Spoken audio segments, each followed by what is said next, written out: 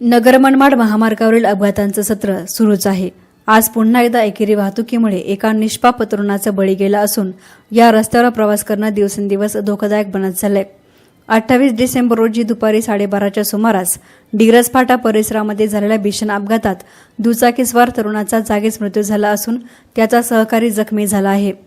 मिळालेल्या माहितीनुसार नदीम आदम शेख वय वर्ष 19, उमर अब्बास शेख दोघेही राहणार डिग्रस तालुका राहुरी हे दोघेही आपल्या दुचाकीवरून राहुरी येथून आपल्या घरी डिग्रसकडे येत असताना डिग्रस फाटा परिसरात त्यांच्या दुचाकीला अज्ञात वाहनाने जोरदार धडक दिली।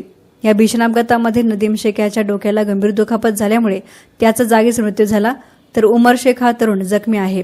त्याच्यावर राहुरी ग्रामीण रुग्णालयामध्ये उपचार सुरू आहेत। अपघाताची माहिती मिळताच डिग्रस येथील नागरिकांनी तात्काळ घटनास्थळी धाव घेत या दोघांनाही राहुरी ग्रामीण रुग्णालयामध्ये उपचारासाठी दाखल केलं। मात्र वैद्यकीय अधिकाऱ्यांनी नदीम आदम शेख यास उपचारापूर्वीच मृत घोषित केलं होतं। या घटनेची माहिती मिळताच पोलिसांनी घटनास्थळी धाव घेत अपघातास कारणीभूत ठरलेल्या अज्ञात वाहनाचा शोध सुरू केला।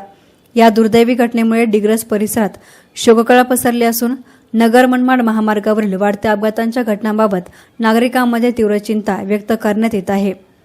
एसएन मीडियासाठी प्रतिनिधी गोविंद फुंडगे, राहुरी।